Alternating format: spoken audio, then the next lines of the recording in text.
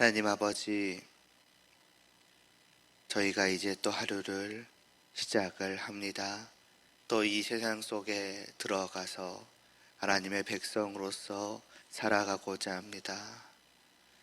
어떤 사람을 만날지, 어떤 상황을 마주할지 알 수 없사오나 하나님 아버지, 분명한 것은 우리는 온전히 하나님의 백성으로 또 하나님의 자녀답게 살아가기에 너무나도 부족하고 연약하다는 것입니다. 하나님께서 말씀하여 주시지 않으시면 저희는 하나님의 말씀대로 살아갈 힘을 얻을 수가 없으며, 하나님께서 붙들고 인도하여 주시고 보호하여 주시지 않으시며 또 이 험난한 세상을 정말 순종하며 살아갈 수 없사오니 이 시간에도 말씀하여 주시옵시고 또 말씀을 통해서 이 하루도 온전히 저희 안에서 역사하여 주시사 하나님의 정말 말씀을 따라 하나님의 백성으로 자녀로 살아가고자 하는 그 저희의 마음이 변치 않게 하여 주시옵시고, 그 마음이 저희의 입술의 말과 저희의 모든 행동을 통해서, 모든 삶을 통해서 실제로 이루어질 수 있도록, 살아낼 수 있도록 하나님께서 도와주시옵소서. 그렇게 하루를 마무리한 끝에 하나님의 뜻대로 살아간 삶을 돌아보며 그 모든 것이 나의 힘이 아니요 오직 하나님의 은혜로 말미암은 것이었음을 고백하며 찬양하며 그렇게 잠들 수 있는 복된 하루 되게 하여 주시기를 소원하오며 예수님의 이름으로 기도드리옵나이다. 아멘. 어제에 이어서 마태복음 5장 9절과 이제 10절 보도록 하겠습니다. 마태복음 5장 9절과 10절 말씀 함께 봉독하겠습니다. 화평하게 하는 자는 복이 있나니 그들이 하나님의 아들이라 일컬음을 받을 것이며, 의를 위하여 박해를 받는 자는 복이 있나니 천국이 그들의 것임이라. 아멘. 이제 마지막 두 가지를 보고자 합니다. 먼저 이제 화평하게 하는 자는 이제 복이 있다라고 합니다. 사람들을 평화롭게 만든다는 것이지요. 하나님의 백성들, 하나님의 자녀들은 그렇게 된다는 것입니다. 근데 그 전에 화평하게 한다는 것은 한 가지 전제되어 있는 것이 있습니다. 말하자면 나와 다른 사람이든 아니면 다른 사람과 다른 사람이든 그 서로를 평화롭게 사이좋게 만든다는 것은 그 전에는 그 서로의 사이가 좋지 않았다는 것입니다. 때로는 미워할 수도 있겠고 때로는 아예 그냥 서로를 이제 신경 쓰지 않는 말 그대로의 남남의 관계였다는 것입니다. 왜 그랬을까요? 왜 말하자면 그런 떨어져 있는, 나뉘어져 있는 관계였던 것일까요? 분명 이유 없이 그러하지는 않았을 것입니다. 서로에게 그럴 만한 이유가 있었겠죠. 저 사람이 나한테 이렇게 했기 때문에 나는 저 사람이 싫다 하거나, 또 저 사람은 도대체 왜 저러는 건가 라던가, 저 사람과는 정말 함께 할 만하지 못하겠다라고 그럴 만한 이유가 있을 것입니다. 물론 상대방도 나한테 그러한 마음이나 생각을 가지고 있을 것이고요. 그러니까 그렇게 서로가 계속해서 평화롭지 못한 사이, 또 서로 미워하는 사이, 또 함께 있으려 하지 않는 그런 사이가 되는 것이지요.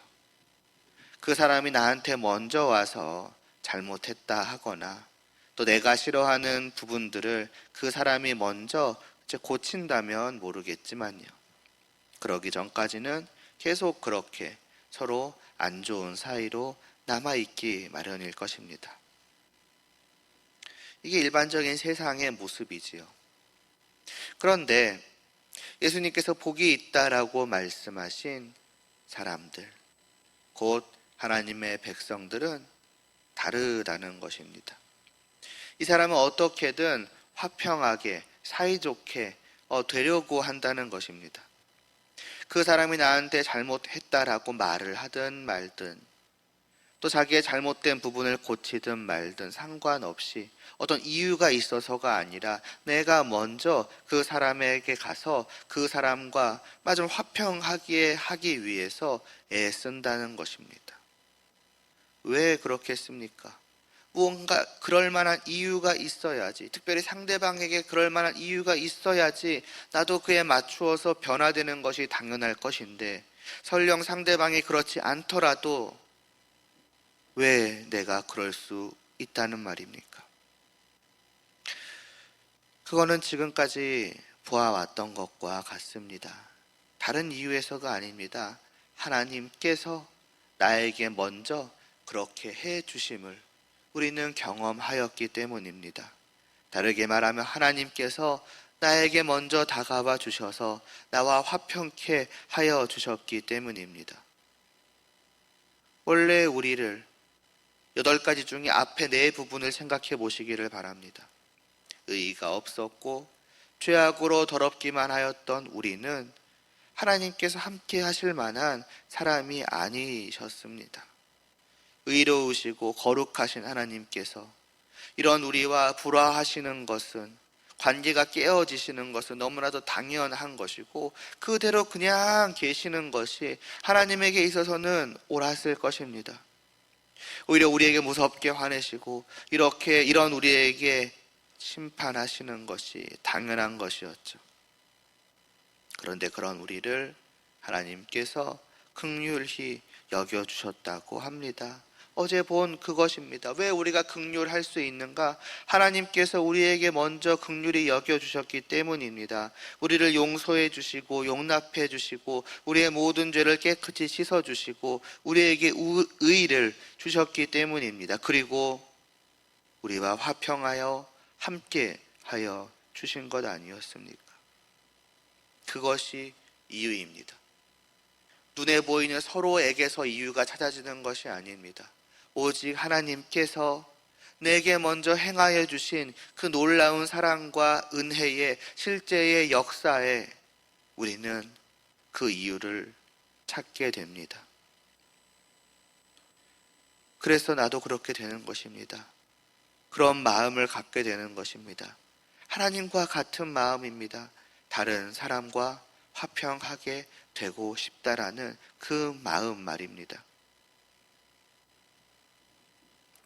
그리고 그렇게 하는 것이 행복하다는 것을 또한 알기 때문에도 그렇습니다. 나는 하나님과 화평함을 누려봤습니다. 하나님이 아무런 이유 없이 나에게 먼저 다가오셔서 나와 화평하게 하여 주신 것을 경험하였고, 그로 말미암아 내게 찾아온 하나님과 나 사이의 평화가 얼마나 복된 것인지를 우리는 매일같이 누리며, 화평한 관계라는 것이 이렇게 복된 것이구나라는 것을 알게 되는 것입니다. 그래서 생각이 바뀌고 마음이 바뀌는 것입니다. 이전까지는 누군가를 미워하고 또 싫어하고 그냥 남남으로 안 좋은 사이로 멀어진 관계로 지내는 것이 훨씬 더 나은 줄 알았습니다. 왜 내가 저 사람과 화평하게 되어야 되냐? 그것보다는 오히려 이런 상태로 지내는 것이 나에게는 훨씬 낫다. 나는 오히려 그것을 받아들이기 편하다라고 생각을 해왔습니다. 그런데 이제는 하나님이 나로 화평케 하시고 그 화평을 내가 경험해 보니 누군가를 미워하고 싫어하고 안 좋은 사이로 지내는 것보다도 설령 그럴 만한 이유가 있다고 하더라도 말입니다.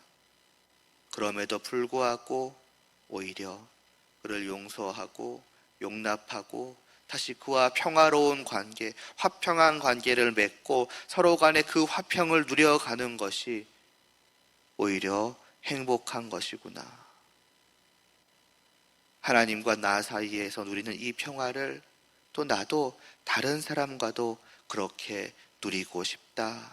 또 나와 다른 사람만이 아니라 다른 사람과 다른 사람과의 관계를 보더라도 아, 저들도 그렇게 되기를 바란다. 평화가 이렇게 복된 것인데 왜 저 둘은 그것을 아니면 저 셋은 왜 저들은 이러한 것들을 누리지 못하고 있을까? 저들이 어떻게든 그 화평을 누리게 만들고 싶다. 내가 무엇을 할 수 있겠는가라는 마음과 생각을 갖게 되는 것입니다. 그리고 나도 먼저 그렇게 하는 거죠. 그 사람을 용서하고 그 사람과 함께하고 그 사람과 평화롭게 지내기 위해서 노력하는 것이고, 또 다른 사람들을 볼 때에도 그들 사이를 평화롭게 만들기 위해서 노력하는 것입니다. 그게 화평하게 하는 자라는 것이며, 이러한 사람이 복이 있다라고 예수님은 말씀하시는 것입니다. 왜냐하면 이런 사람이 하나님의 자녀라고 불리우기 때문입니다. 그렇지 않겠습니까? 그렇게 할 때에 비로소 하나님의 자녀가 된다는 그런 의미가 아닙니다.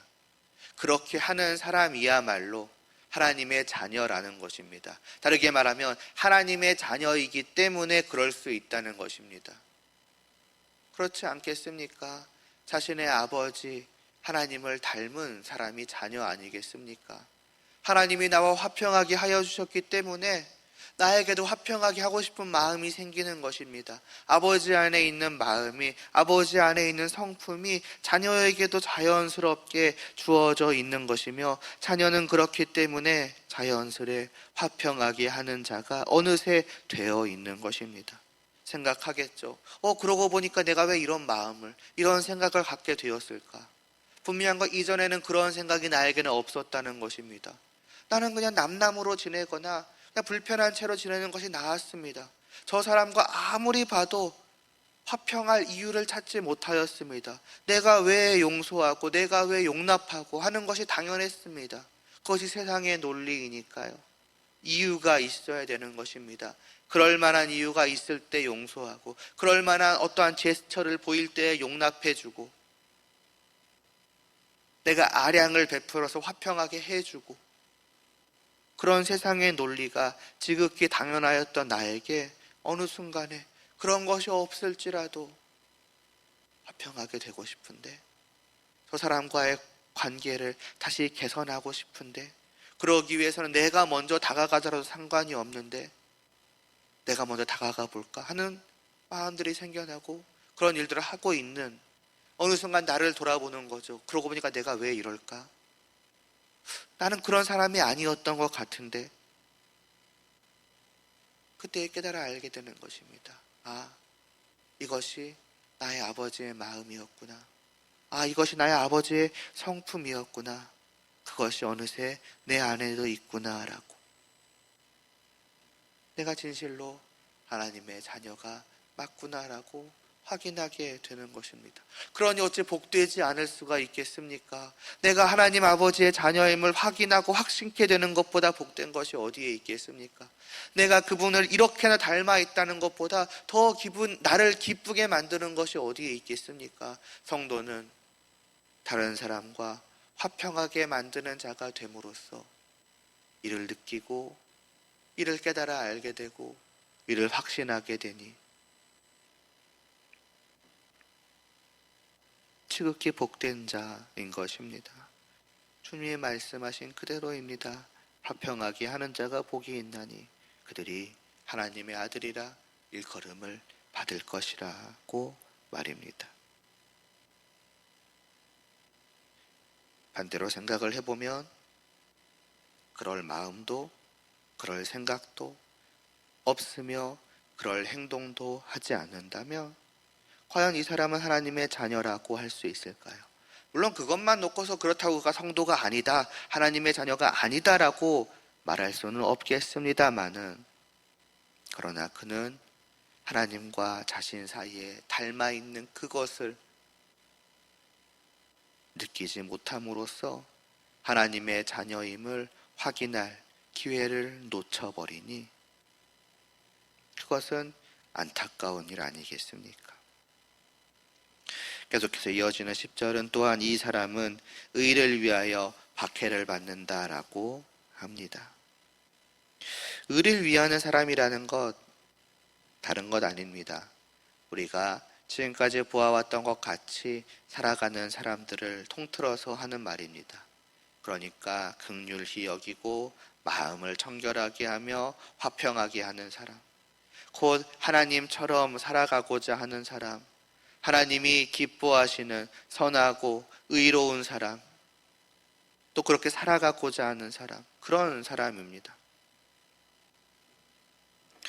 쉽게 말해 우리가 지금까지 보아온 대로 이제 살아갈 때에 과연 사람들은 그런 우리를 어떻게 보겠습니까? 당연히 좋아해주고 칭찬해주고 할 것이라고 생각하기가 쉬울 것입니다. 내가 이렇게 선하고 의롭게 살아가니까, 내가 저 사람을 저렇게 사랑하니까, 내가 저 사람을 긍휼히 여기니까, 용서하니까, 용납하니까, 화평케 하니까 당연히 그러한 나를 좋아해 주지 않겠는가, 더 나아가서 칭찬해 주지 않겠는가라고 말입니다. 그러나 오히려 정반대라는 것이지요. 사람들은 그런 우리를 좋아하지 않는다는 것입니다. 오히려 왜 저러냐는 식으로 우리를 바라보고 오히려 더 우리를 싫어하고 미워하고 멀리하고 함께 하려 하지 않는다는 것입니다. 반드시 그렇다는 것은 아니지만 그러나 그런 일이 있어도 전혀 이상하지 않다는 것입니다. 그러니까 왜 저 사람은 나한테 저러는가? 내가 사랑과 긍휼을 베풀었는데, 내가 용서하고 용납하였는데, 내가 화평케 하고자 다가갔는데 왜 오히려 나를 더 멀리하고 나를 더 미워하는가라고 이상하게 생각할 일이 아니라는 것입니다. 당연하다는 것입니다. 예수님은 그것이 우리가 저들이 다르기 때문이라고 저 뒤에 요한복음에서 말씀하셨습니다. 그것은 너희가 세상에 속하지 않았기 때문이라고 합니다. 나에게 속하였기 때문에, 하나님께 속한 자이기 때문에 세상에 너희를 미워하는 것이라고 말입니다. 때로 우리가 저렇게 살아가는 것을 세상 사람들은 이해하지 못할 것입니다. 단순히 신기하게 보는 것을 넘어서서 깊이 하기까지 할 것입니다. 왜냐하면 그것은 저들에게 맞는 모습이 아니기 때문입니다. 저들에게 당연한 것은 그것이 아니기 때문입니다. 긍휼히 여기지 않는 것이요, 죄악을 마음껏 행하는 것이요, 화평하게 하기보다는 그럴 만한 이유가 있을 때에 아량을 베푸는 것이 지극히 당연한 것이기 때문입니다. 그렇지 않다는 것은 자기들과 다르다는 것입니다. 편이 다르다는 것입니다. 주인이 다르다는 것입니다. 물론 그들은 그렇게 생각하지 않겠지만 우리는 마귀에게 속한 자인데 왜 너희는 우리의 적인 대적인 하나님께 속했느냐라고 말하자면 그들 자신도 깨달아 알지 못하는 영혼이 그렇게 외치고 있는 것입니다. 더 나아가서는 그들을 사로잡고 있는 마귀가 그 영혼을, 그들의 마음을 그렇게 만드는 것이지요. 이는 결코 당연하지만 즐거운 일이 아닐 것입니다. 선과 의를 행하고 하나님의 성품에 따라서 사랑과 긍휼을 베풀고 용서와 영납을 하는데도 오히려 핍박을 당할 수도 있으며 거리낌을 당할 수도 있는 그것은 슬프고 힘든 일일 것입니다. 그러나 주님은 오늘 말씀에서 말씀하시는 것입니다. 그렇게 의를 위하여 박해를 받는 것이 오히려 복되다라고 말입니다. 왜입니까? 천국이, 하나님의 나라가 바로 그런 사람의 것이기 때문입니다. 그렇게 그가 하나님을 믿지 않는 자들로부터 미움을 받고 공격을 받고 핍박을 받는다는 것은 거꾸로 그가 하나님의 것이라는 증거 아니겠습니까? 그러니 그 사람은 이미 하나님의 나라 안에 있는 사람이요, 하나님의 나라의 모든 좋은 것이 다 그 사람의 것입니다. 하나님의 나라 전부가 다 그의 것이라는 것을 거꾸로 증명하는 것입니다. 그러니까 행복할 수밖에 없는 것입니다.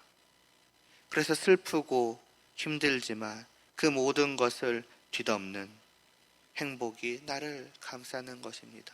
저들이 나를 이와 같이 박해하는 것은 비록 나에게서 눈물을 흘리게 하나, 그러나 그것이야말로 내가 하나님의 나라에 속해 있다는 증거요, 천국이 나의 것이라는 것을 의미하는 것이니 기쁨이 되는 것입니다.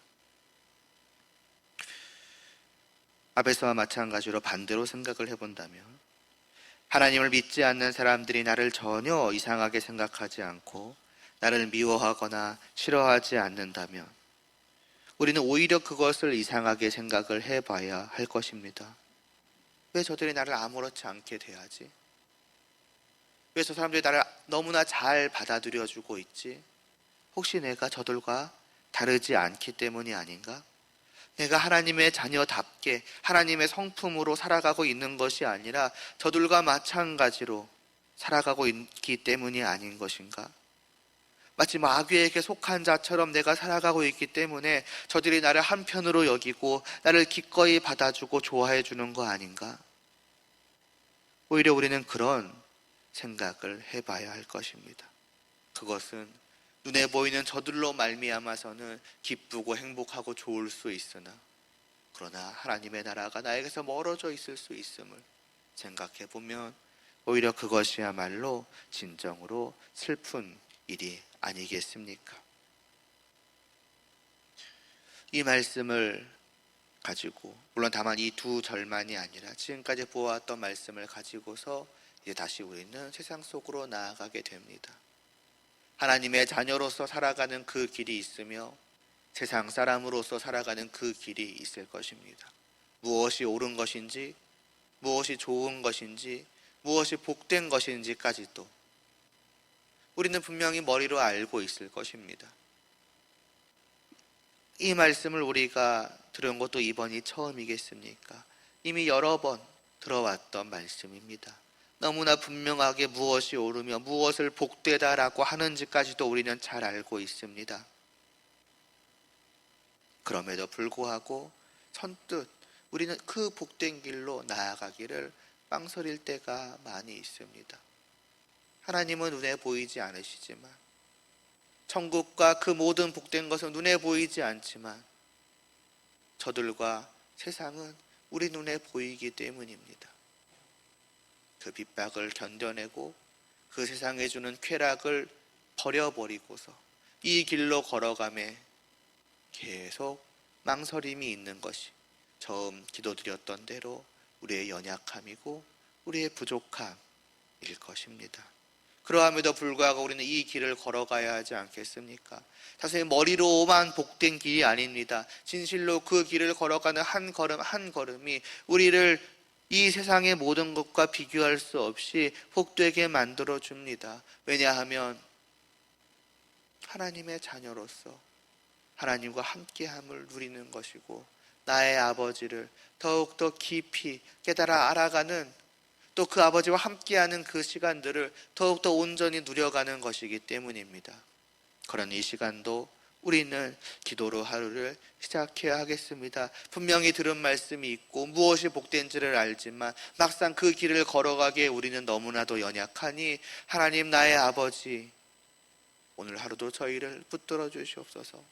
제가 처음 기도한 대로 그러한 기도로 하나님을 믿고 하나님을 의지함으로 이 하루 이 복된 길을 향해서 한 걸음을 내디뎌 보실 수 있기를 바랍니다. 남들과 화평하기 위해서 힘써 보시기를 바라고 그로 말미암아서 심지어는 박해를 받아보기까지 해보실 수 있기를 바랍니다. 그것은 몸으로 느껴지기에는 괴롭고 힘들고 슬픈 일이겠지만 그러나 이 말씀이 믿음으로 우리 안에 기억되어지고 믿음으로 우리 안에 생생하게 살아 역사하기를 바랍니다. 이것이 진실로 복된 것임이 우리의 영혼이 깊이 깨달아 알게 되고 새삼 누리고 더 누리는 그런 하루를 살아가실 수 있는 우리 모두가 되기를 소원하오며 기도드리겠습니다. 하나님 아버지, 주신 말씀을 가지고 다시 세상을 향해서 한 걸음을 내딛고자 합니다. 성도로서 그 걸음을 내딛을 수도 있고 저 세상에 속한 자들과 전혀 다를 바 없이 한 걸음을 내딛을 수도 있겠습니다. 하나님 아버지, 이 두 걸음 사이에서 우리로 망설이지 않게 하여 주시옵소서. 무엇이 너무나 쉬운 길인지 우리는 잘 알고 있지만 그러나 결코 그 길이 우리가 갈 길이 아님을 깨달아 알게 하여 주시옵소서. 화평하게 하게 하여 주시옵소서. 세상의 논리로 남을 용서하는 것이 아니라 아무런 이유를 갖지 못함에도 불구하고 용서해 보고자 하고 용납하고자 하고 저들에게 다가가고자 마음을 가지고 생각을 가지고 나아갈 수 있는 저희들 되게 하여 주시옵소서. 때로는 그러한 우리를 세상 사람들이 오히려 이상하게 볼지라도, 또 우리를 오히려 멀리 할지라도 하나님 아버지 개의치 않게 하여 주시옵시고, 잠깐 슬플지라도 곧 복되게 여기며 기뻐할 수 있게 하여 주시옵소서. 성도로서 누릴 수 있는 복락을 하나님 이 하루도 저희로 누리게 하여 주시옵소서.